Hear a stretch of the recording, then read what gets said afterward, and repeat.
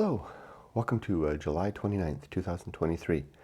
My name is Kurt, and this is my daily Good Life meditation video and exercise. This is something that I do each and every morning, a little bit after waking up. This morning, it's a lot after waking up. Oh my gosh, it's 5:14 a.m. I can't remember the last time I did this after 5 a.m. I slept in. I had a really, really challenging day yesterday. I literally spent the entire day editing a book, and it just squeezed my brain dry. But I'll get to that in just a second. Let me finish my preamble. I do this exercise to remember my life objectives and principles, those which are outlined in my book, Going Alone. I also use the time to dwell on the last 24 hours, including last night, to see how I did with the challenges and opportunities that I met, particularly the ones that caught me unawares, the unexpected ones. Was I ready? Was I nimble? Did I keep my footing? Did I facilitate virtue in spite of the challenges? I reflect also on the coming day, looking at what's ahead and preparing myself, steeling myself for opportunities and challenges. And then I conclude by a readiness check for death. And then I finish and embark upon the day. Now, before I begin, and I'll start off with a poem, but before I do that, I wanted to say hi and welcome to Gary over in Japan. Hi, Gary. Emily told me that you might be watching, so I appreciate that, Gary, and I look forward to meeting you one day. All right, everybody. Let's jump in. First with a poem. Given how late this is, I'm going to skip the poem that was incomplete yesterday that I started by accident. I'm going to jump right to a poem by John Keats. It's called To J.R., which is James Rice. Now, this is a short poem. This is really an example where it's really worthwhile to look it up. Now, as I always do, the words and vocabulary and things that I don't understand, I highlight in pink. And there were just two words here that I had to look up, two things I had to look up. One was who James Rice was, which I'm really glad I checked that, and then I had to look up this word over here. The word over here is pant, because I couldn't quite figure out what it meant. I mean, I know what the pant is, but I thought it might have a separate, maybe an archaic meaning, given that this poem was written in the 19th century. It doesn't, it just means like that kind of pant. But it's really good that I looked up who James Rice is. It turns out that James Rice was a very important man in Keats's young life.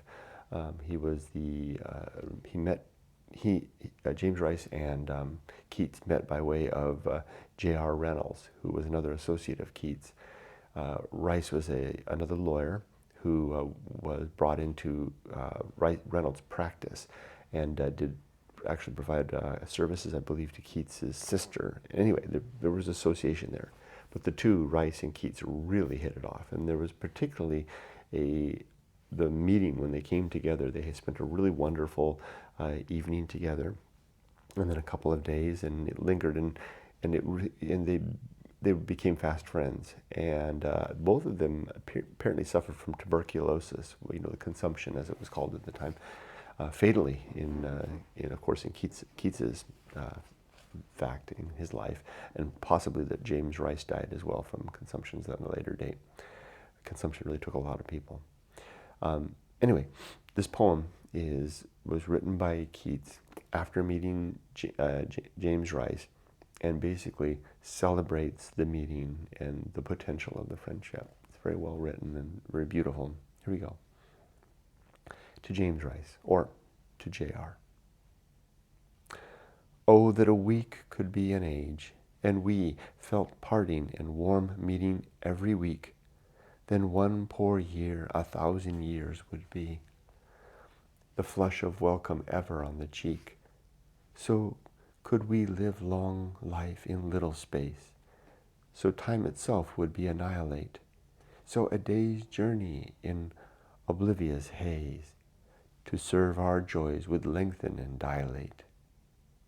Oh, to arrive each Monday morn from Ind, to land each Tuesday from the rich Levant, in little time a host of joys to bind, and keep our souls in one eternal pant.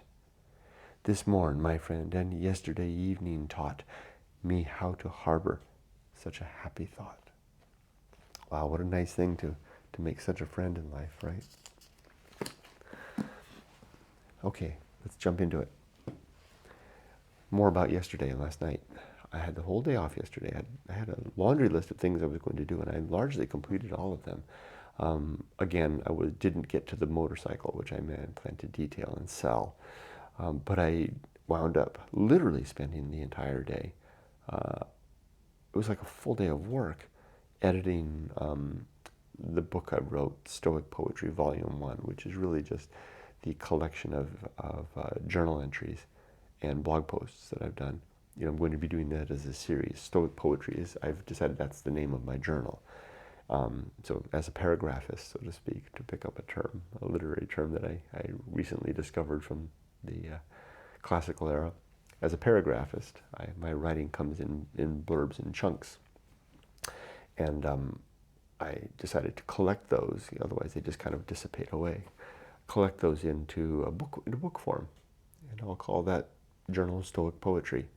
Volume 1 is complete. Well, it's assembled, but not yet completely fully edited.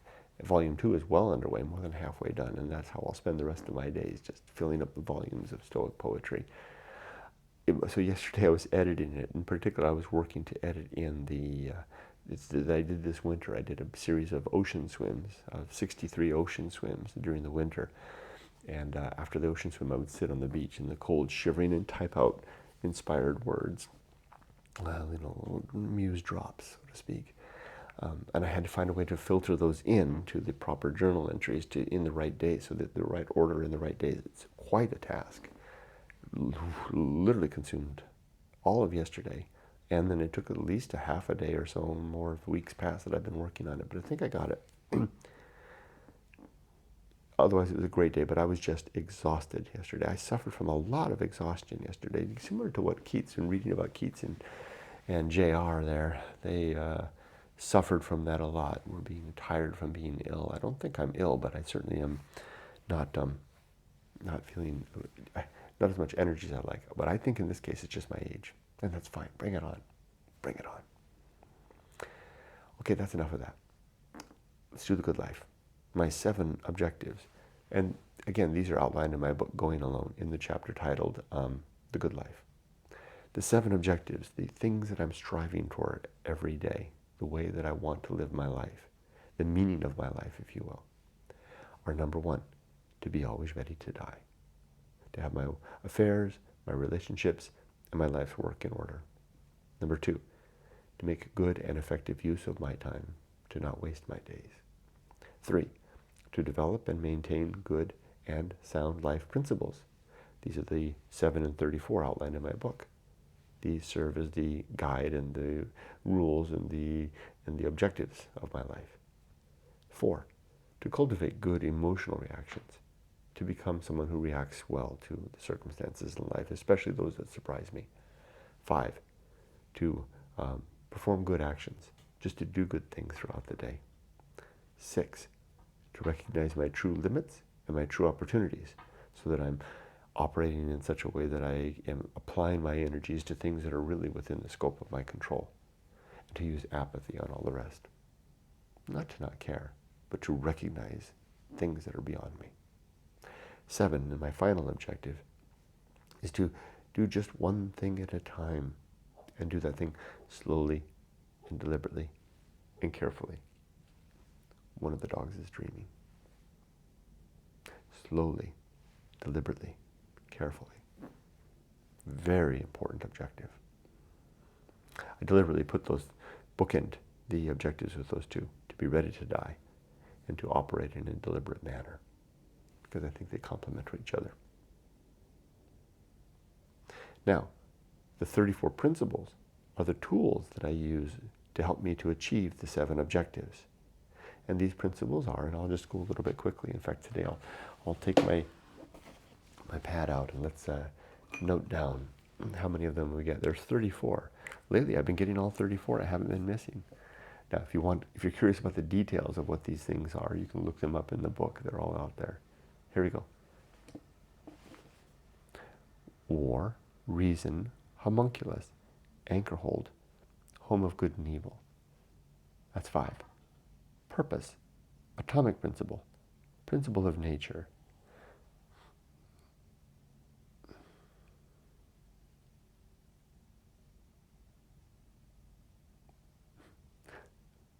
Maturity. No, no, no. Yes.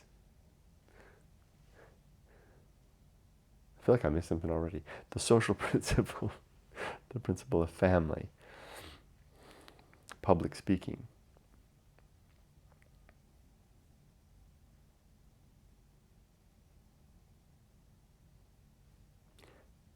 Temperance.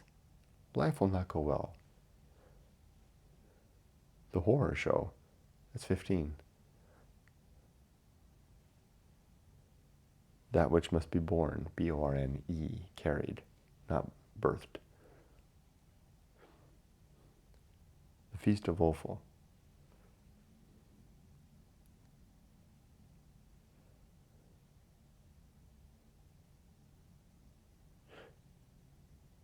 Distraction, agency, and the great indifference. The best seat in the house, that's 20. Feeling on unsteady footing.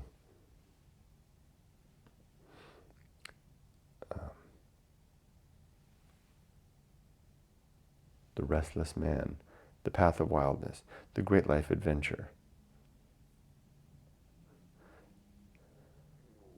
The risk of avoiding risk. Sin and damnation. No, no, no, no, no. Yes, yes, yes. Complete oblivion. The season of philosophy, script writing, the bullseye aim, the uphill climb, arena and utility, nothing is enough, and the principle of fun. Yeah, I was definitely on shaky footing there. 34 is the goal. How many did I get? 33. Huh. I definitely missed something. What was it? It's all right.